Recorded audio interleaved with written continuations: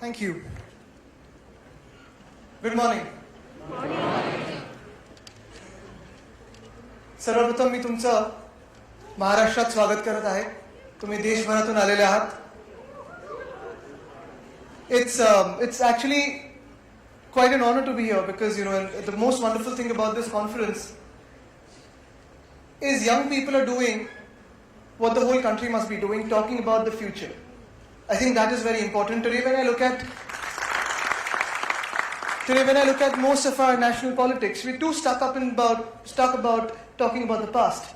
We're always stuck about who was great, who wasn't great, who fought what. But I think in a country like India, where more than 50% of our population is actually young and looking forward to move ahead, we should be stuck in discussing the future rather than the past.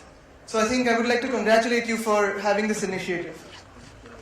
The other thing I would really like is, and I regret actually, is that you've called me for a plenary session and not for a round table conference.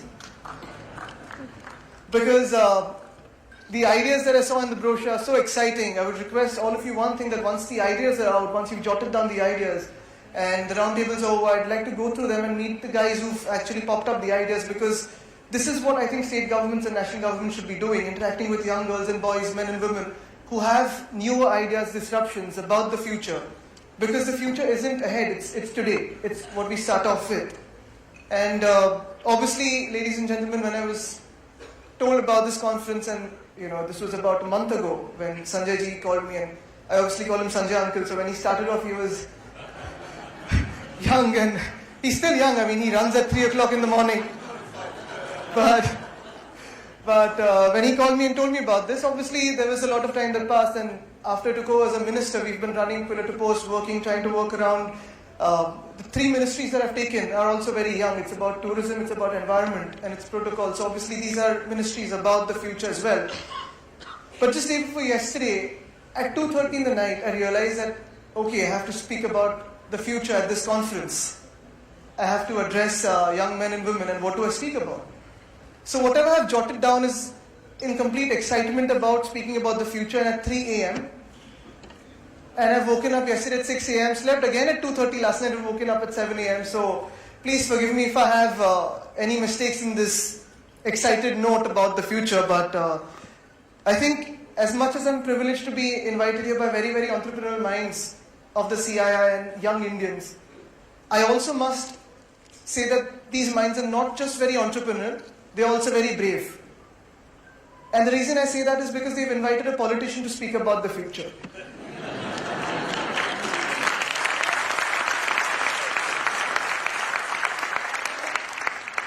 Not many in the world are very, safe to, comfortable to hand over the future to a politician. So, thank you. But, jokes aside, let me express my deep gratitude to you for inviting me over as a politician, because personally, the reason why I came into this field is I believe that, and I strongly believe that politics is one of those fields, or probably the only field, where if you want to contribute to the future, or to the present, or to the past, and change the way this country or the world is going ahead, politics is the field to be in. Because that is where your leadership, one decision can impact millions of lives, and in a country like India, it can impact more than 1 billion lives. So I think this is the field to be in. Obviously, the topic that was given to me was about the future of leadership, and as going by protocol in politics, I'm going off topic, because that's what I've quickly learned after getting elected in politics and elected into assembly, that the more off topic you go, the more on topic you are.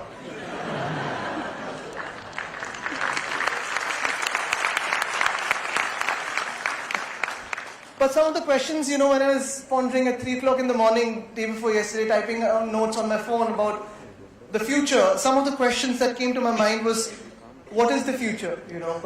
Where is the future? But right now someone said the future is a journey, someone said future is a destination. Obviously, how is the future? Why is the future?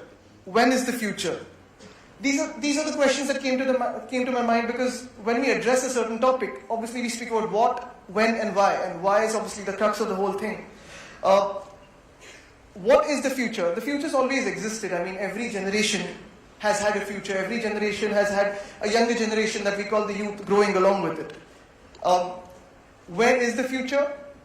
I strongly believe it's in our minds and in our actions. Future is not a unit in time. Future is not anywhere else. It's about, where it is. It's not a space and time. Even as we speak today, there are certain countries and certain cities and certain areas in the world that are living in the future. They've had technologies that are speaking about healthcare, curative technologies, preventive technologies. There are electric vehicles moving around. There are vehicles which are moving around without drivers. There are technologies where you are learning in class and virtually relate to another teacher from another place. And these are cities that are living in the future. These are cities and people living in the future. These are cities living in 2020. And you also have cities living in the past today. You have rural areas living in the past today. You have countries living in the past today where basic vaccination is a question, where immunization is a question, where education still is far away, and where you have to pay dowry for getting married. I think that is living in the past. So it's about your actions. It's not about a space and time. The question about how, let me quickly address it. It's what you make it to be.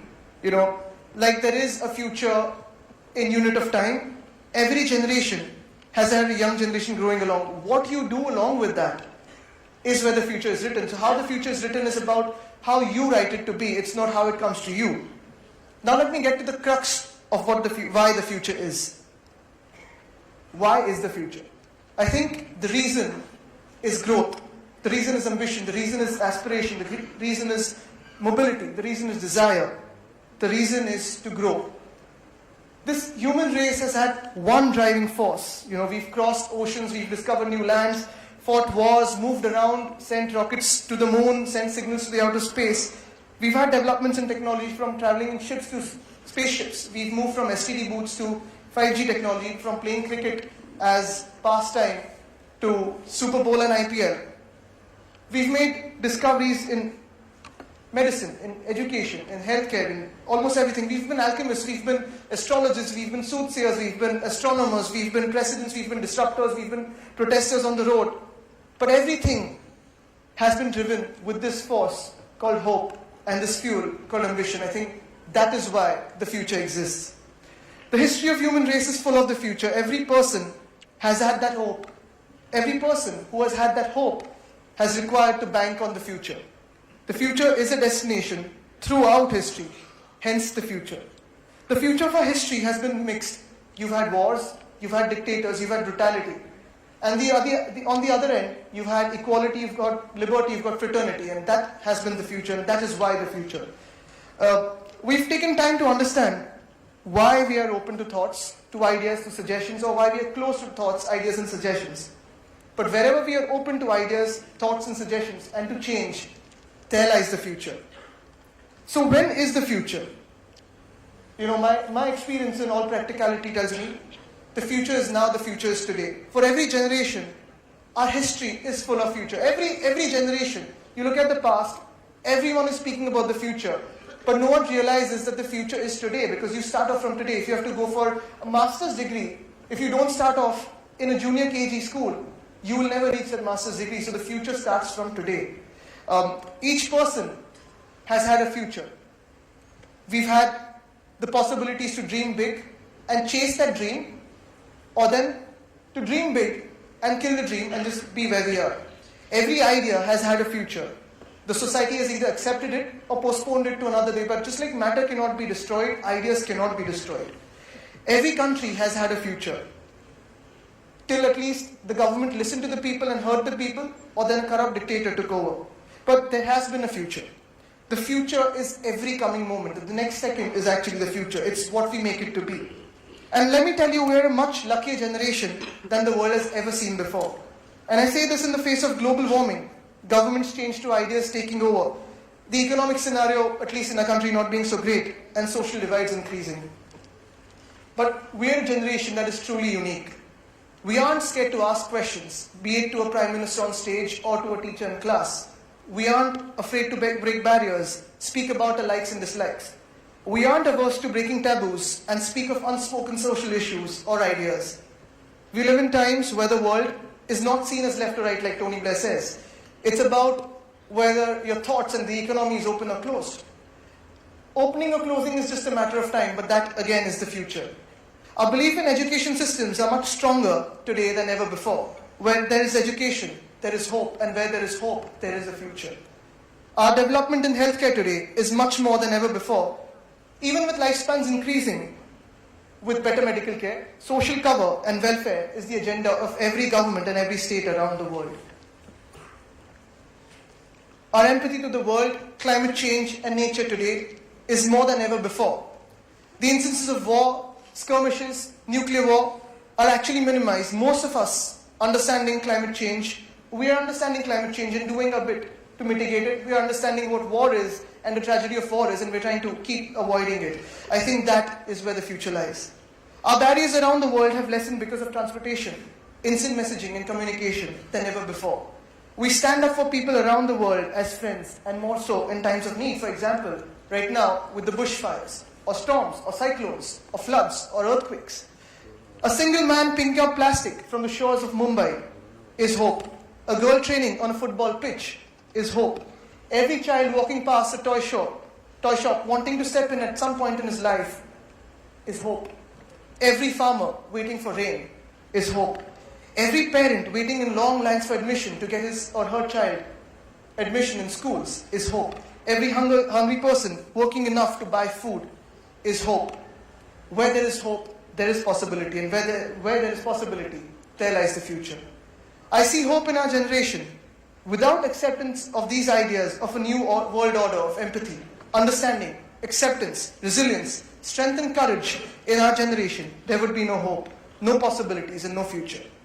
I think it's very important to keep that child alive in us where, when we were growing up, we used to say that, okay, when I grow up, I'm going to be a cricketer, or going to the military, or going to the police, or become an astrologer, or probably reach the moon, walk in space. When you start saying I'm going to be this or that hope, that possibility, that dream is the future. I think it's very important to keep that dream alive and to keep that child alive in us. That is where the future resides. Because the future is not about being practical.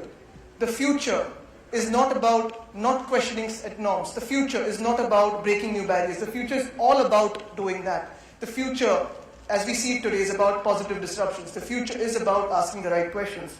The future is about breaking barriers, connecting, going global, and yet thinking of how we can improve each day by questioning set norms. When I was invited here, I saw that this conference and this organization is called Young Indians. It is why I. Of course, it's why I, why we, why all of us. But why I is also ye. And that's a Confucian theory of the obligation to do good, the morality to do good. For us as Indians, I think to believe in the future is our obligation to do good and to take a space shuttle into the future by starting to work today is what is the future.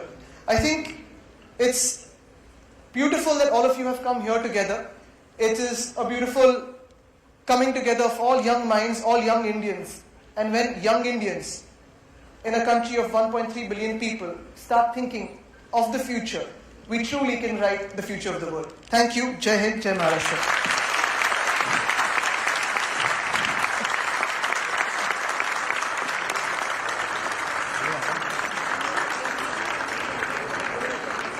Thank you, Mr. Thackeray. That was absolutely wonderful.